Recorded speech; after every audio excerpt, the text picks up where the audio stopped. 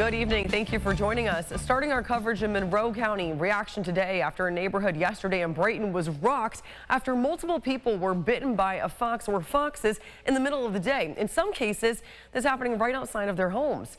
Alex Love spoke to neighbors and police. He joins us now in studio with more details. Alex. Well, this happened on Hollyvale Drive, Isabel, where people say seeing foxes are common, but never in the middle of the day next to their homes. It's unclear if these 6 attacks were by the same fox or if it was rabid. For more than a decade, Ashwani Sharma has lived right next to Hollyvale Drive in Brighton and tells me he enjoys being outdoors. Although he's seen foxes from time to time, they've never encountered him aggressively.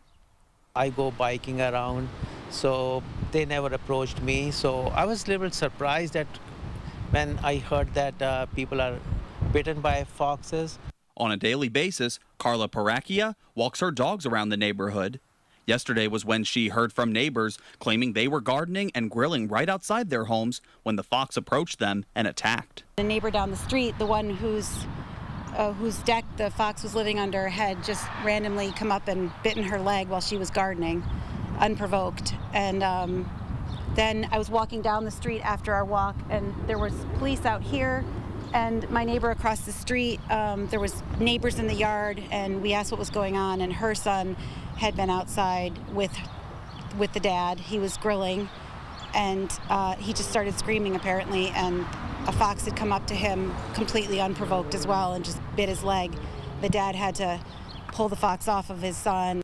While we were speaking to neighbors, Brighton Animal Control and police came back to set up traps and locate potential dens around a house. Whenever encountering a wild animal, authorities urge you call 911 if you feel threatened. Police officers may not be the best experts as far as animal behavior goes, but we have resources with the Department of Environmental Conservation. Brighton Police Department has animal control officers that will come out and evaluate and see if the animal is indeed sick.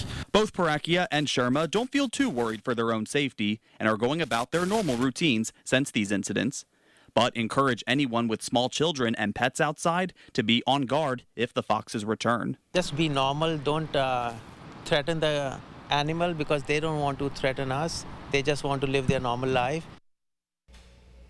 Now, the one fox who attacked the child near the Hollyvale and Whitten Road intersection was eventually caught and had to be euthanized. It's since been turned over to the Department of Health for testing of any diseases it might have, which can take up to a few days to finish.